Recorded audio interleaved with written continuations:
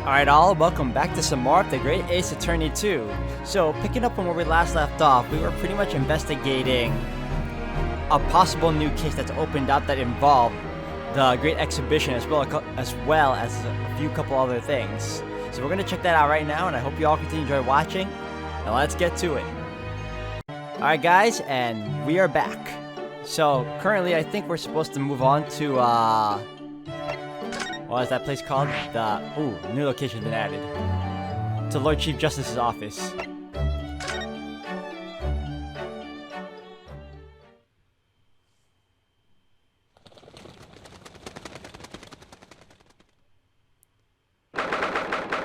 October 22nd, British Supreme Court, Lord Chief Justice's office.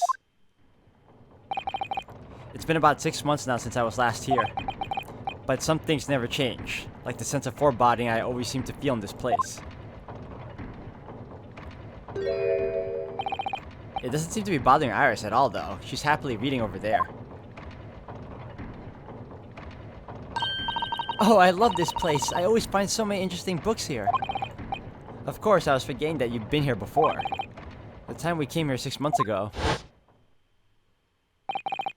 When Tsusato-san was given the news that she was to return to Japan. Ah, I understand you wish to speak with me? Oh, Lord Strongheart. I trust you've been keeping well. Let's see, since you arrived and requested an audience, it's been 4 hours, 32 minutes, and 26 seconds. I've kept you waiting for a while. My apologies. Oh, no, not at all. I like nothing more than standing around staring into space. Good to know. Good to know that doesn't appear to bother him at all. Miles Strongheart, Lord Chief Justice of London. I was gonna say office. He's the man who allowed me to start practicing as a defense lawyer when I arrived in Britain as a student. You need only savor the air for a moment in this grand office to understand his preeminent status. As you will be aware, the Great Exhibition of London is now underway at last. We're extremely busy as a result, policing the grounds, guarding the new technologies, dealing with petty crime, and furthermore, as of next month, we shall open the Inferno Forensic Science Symposium. Oh, I've not heard about that. Investigating authorities from 40 countries around the globe will be taking part, including from your own land. Forensic science is the future. The world must embrace it. As we're the hosting nation, I have much to do. And it's my highest priority. If others must wait for my attention as a result, so be it. Well, it's nice to know where I stand. So, you wish to consult with me? Of course, I can very well imagine what this is about.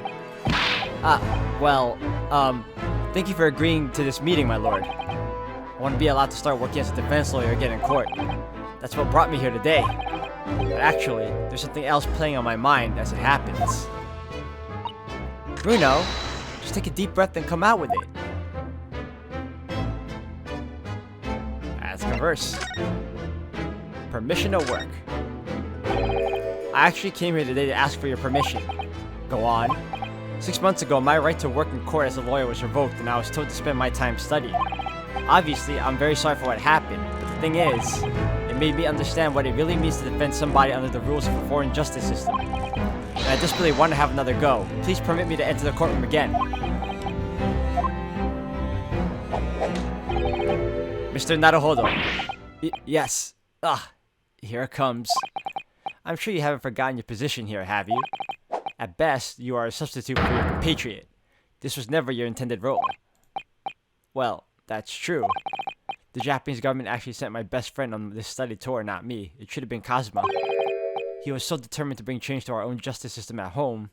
That was his calling. If that tragic accident hadn't happened, I wouldn't be here in this office now. Mr. Asogi was my best friend, you see. That's why I can't leave it unfinished. I have to fulfill his calling for him. His calling, you say? Has it never occurred to you that perhaps you know nothing of his true calling? Sorry? The mission with which that young law student was charged, what do you suppose it really was? What do you mean? Mission? He's not making any sense.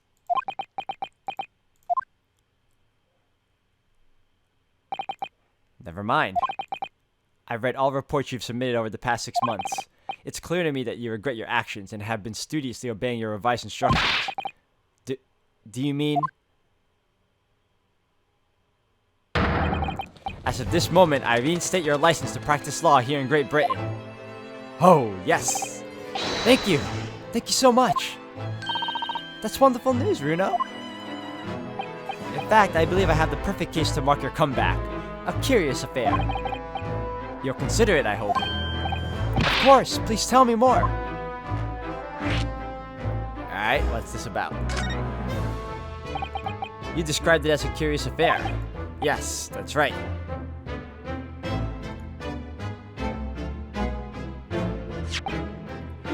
I believe it was reported in the press. Are you aware that there was a serious accident at the Great Exhibition yesterday? Oh, no. Yes, I read about it. A professor from Germany tried to carry out a crazy experiment. Let me see, how was it described? Super high voltage instantaneous kinesis, I think. Instantaneous kinesis? As in, moving things with a click of the fingers? That's right. It's just what my herbal blend needs, a dash of devil-may-care. Whatever this serious accident was exactly, it's clearly captured Iris' imagination. It's an unfortunate business. A large explosion engulfed the public experimentation stage and a man lost his life. A certain Mr. Odie Asman, an investor and a well-known figure in society. A large explosion? A man died? The man responsible for the experiment was Professor Albert Harebrayne. He was detained immediately after the incident and is due to appear in court tomorrow. On the charge of murder. What? Murder? If you intend to take on his defense, you should hurry to meet with him at the prison. There is very little time left for you to carry out any kind of investigation. The Great Exhibition? A scientific experiment gone wrong? And murder? I feel out of my depth before I even started. Still. We should go to the prison straight away then, and try to meet with this German professor, don't you think? Definitely. Ah, yes, one more thing about the case. There's a connection with our mutual acquaintance, the Reaper. Oh, with Lord Van Zeeks? How?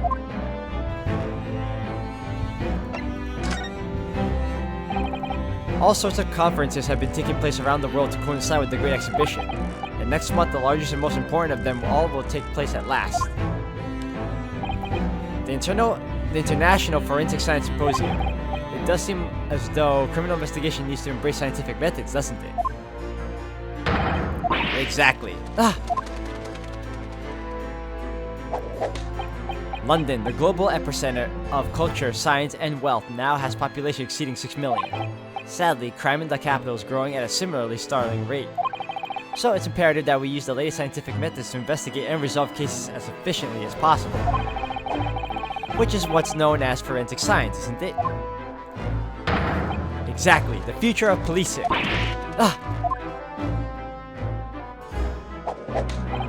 Regrettably, however, Britain is currently dragging its feet when it comes to the adoption of forensic methods. Oh dear, that's alarming. Exactly, it's extremely alarming. What's that? If I were Her Majesty's Attorney General, you can be sure the number of crimes committed and resolved in London would be very different to the current figures. And I can cite 12 solid arguments and 223 individual reasons to support my claim. Sorry? By way of apology for keeping you waiting earlier, I shall detail everyone now. What? Oh, how fascinating. Oh my gosh. I blanked out.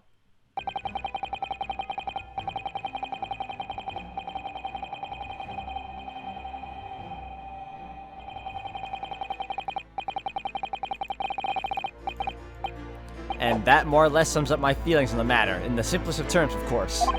Essentially, to formally establish a forensic investigation division within Scotland Yard. That is my mission. Oh, right, yes, that's... wonderful. Exactly. Wonderful is precisely what it will be. Iris isn't paying attention at all. She's got her nose in another book now. Oh, is it over? Did you learn anything useful? I actually drifted off for the most part. He's surprisingly ardent about forensic science. Alright, there's something I gotta show him though. Speaking of, that, how about this?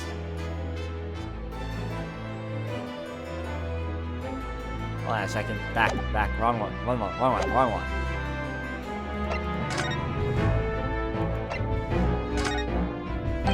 Oh, that reminds me. Have you seen this? The reports of an overwhelming success of the Great Exhibition, of course. No, not that. The story on the back page. What story? The Reaper attacked. Ah, that. You've enjoyed some victories in court against my #1 prosecutor, have you not? Poor Mr. Reaper, what happened to him? He wasn't killed, was he? There's no reason for concern. Lord Van Zieks would not be so easily dispatched, I assure you. Can you tell us what happened? I'd really love to know. Very well. If it interests you. It does, strangely. Uh-oh. Bonus. Fortunately, Lord Van Zieks emerged from the attack unscathed. Street ruffians are no match for that man. He's a very capable fighter. But that's incredible. They were armed with guns. Why was he attacked, though? Do we know? It's related to events that occurred a month ago. A leader of one of the capital's criminal organization was indicted and prosecuted by Van Zieks. But the man was acquitted. I have no doubt large sums of money were involved behind the scenes. Large sums of money? A deplorable situation. Members of the jury were bribed, it seems. However, despite winning his freedom, the man in question met a dramatic end yesterday. But you're not suggesting that was the work of the Reaper, surely? The victim's henchmen certainly seem to think so. He was a man by the name of Asman, Mr. Odie Asman. Did you say Asman? That's the man who died in the big explosion at the Great Exhibition. Yes, known publicly as an investor, but in reality, the head of a significant criminal organization. Unbelievable. I wonder, could I ask you something, Lord Strongheart? Try me. Hold on. History. Why do you use Lord Van Zieks as a prosecutor? All the criminals who manage to get off in court then meet with mysterious ends outside the courtroom. And fearful of that fate, they seek to strike at Lord Van Zieks first. I know there's no evidence that he actually is the Reaper in that sense, but still. Something's clearly going on here. I have Van Zieks work for the prosecution service for 2 reasons. Firstly, the man is the best prosecutor in the capital, bar none. And secondly, any deaths of criminals that have occurred outside the courtroom following his trials are nothing to do with him. But that doesn't make sense. How can you explain the way so many have died if not by someone's hand? Van Zieks may have earned himself the moniker of the Reaper, but he is no killer. So he will continue to prosecute on behalf of the crown. Unless he wishes otherwise, of course.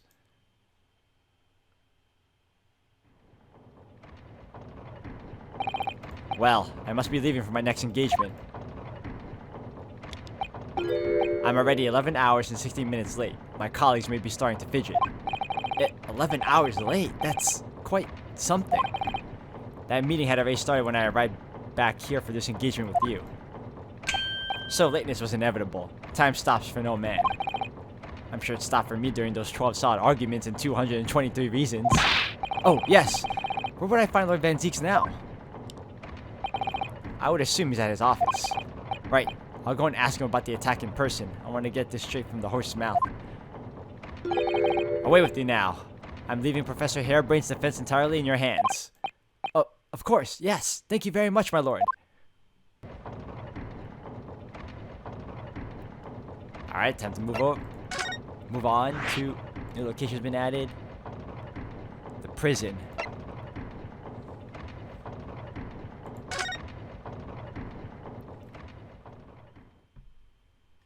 It's this guy. 22nd of October, local prison cell 11. The warden said cell 11. That's this one. Oh, there's someone curled up in a ball in the back corner. Look. What's his name again? Professor Albert Harebrayne, wasn't it? Excuse me, Professor Harebrayne.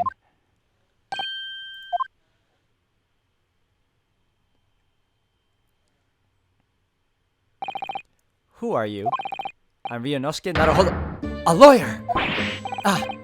Was it something I said? A lawyer, you say? Would you be here, about the experiment? Are you going to defend my hypothesis? Your hypothesis? Yesterday's demonstration. The demonstration was, that magnificent demonstration was, it was an out-and-out success by anyone's calculations. But despite that, no one listens. No lawyer believes in the science when it's explained. They all leave at high velocity.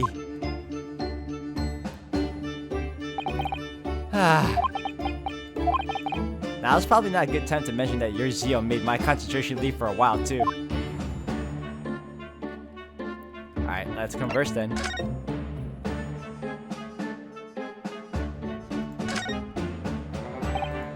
You mentioned the demonstration yesterday.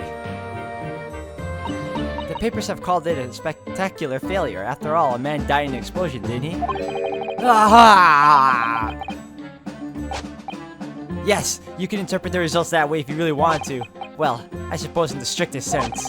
The experiment was a failure, but at the same time, it was a great success. You've lost me. I saw it with my own eyes. Right there in front of me, Mr. Asman was spontaneously disassembled. Until then, everything was going exactly as my calculations had predicted. At that point, he should have been beamed to the Crystal Tower by instantaneous kinesis. However... Oh, I missed out on that one. The machine exploded and Mr. Asman, in fact, perished. Yes, I can't deny that part of the experiment was a failure. So what you're really saying is the large explosion that killed Mr. Asman was an accident, correct? But the bigwigs had you arrested on suspicion of murder. I was responsible for a man's death. That is the immutable truth here. And for that, I wish to be punished at once. But... Murder? Never in a million years. It was an accident. Simply an accident. I see. Curly and I were talking this morning, you know. He said the situation would change completely depending on whether it was treated as an accident or a murder. How exactly? Well, if it really was an accident, then the professor's machine would be kept in protective custody. On what grounds? Ah, yes. It's newly established here in Britain. The Special Dispensation for Scientific Equipment Act. That one passed me by. But in case of the murder, then they'll say my machine was the murder weapon and they'll be able to pour it over it as much as they like. If they examine it in detail, they'll find out how it's made, and then they'll be able to copy my idea. My precious hypothesis will be stolen. The machine must be protected from that at all costs. That's why it's imperative this whole incident is shown to have been an accident in tomorrow's trial. Ah, I see now. Alright. So in short, there was a terrible accident at the Great Exhibition Showground yesterday. Yes! Or rather, no. The devil was in the details, strictly speaking. There was a terrible explosion. Sounds the same to me. You were demonstrating super high voltage instantaneous kinesis, weren't you? How fascinating. Humans, like all matter, are made up of particles that are held together by electrical bonds. So it must be possible using a sufficiently high voltage to break those bonds and beam the particles through space. That's in a nutshell. That's my idea, you see. That's my amazing hypothesis. Gosh, that's unimaginably high-level science. Oh, but dare to imagine it. Dare to dream of such incredible technology. Just think, one moment I could be here in this cell, and the next, I could be at the Great Exhibition again. Well, yes, that would be incredible. And the next, in the mere blink of an eye, I could be at the Great Parisian Theater, say. The possibilities are endless. The whole of our vast planet would be within reach. So, no more hiding in wardrobes and rocky seas for 50 days? I don't really see it like that. What do you mean, Iris? Well, if you could travel anywhere in the world instantly, the planet wouldn't really seem vast anymore, would it? I think it would feel like it had shrunk. My word, that's exactly right! What are the implications? What does this mean? Oops, that's got Professor Bunnybrain really worried by the looks of it. Clearly, this is yet another case of just because you can doesn't mean you should, I suppose. The point is, my calculations are flawless. The science works. But without a practical demonstration, it means nothing. And that's always the fly in the ointment. Because practical demonstrations cost a lot of money. Money that young scientists like you don't have. That's exactly it, yes. Hurley's always complaining about it. He says the government should invest more in science. Well, anyway, I bumped into him at the right time. I met the well-known investor, Mr. Asman. The victim who died in yesterday's terrible accident, you mean? Oh, here we go. The full name of the man who died in yesterday's accident was Mr. Odie Asman, wasn't it? What exactly was your relationship with the man? He first visited me in my laboratory in Germany a year ago now. He said he wanted to invest in my immaculate hypothesis. I thanked my lucky stars. I see, so you hadn't really known each other until then. Money for scientific research, I'm so envious. As far as I was concerned, the man was an angel. Oh, really?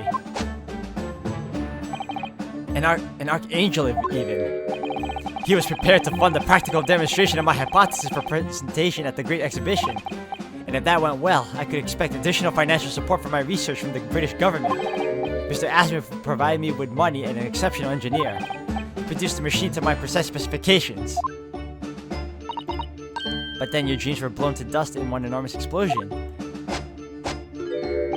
As you can see, I owed everything to Mr. Asman. I would never, ever have thought of taking the man's life. Well, he seems genuine enough. I don't think he's lying. Interesting. Alright guys, I'm gonna have to end the video here for today. Thank you all for watching. When we come back, we're gonna continue investigating Mr. Harebrayne over here and see what else comes to light. So thank you all for watching, and until the next one.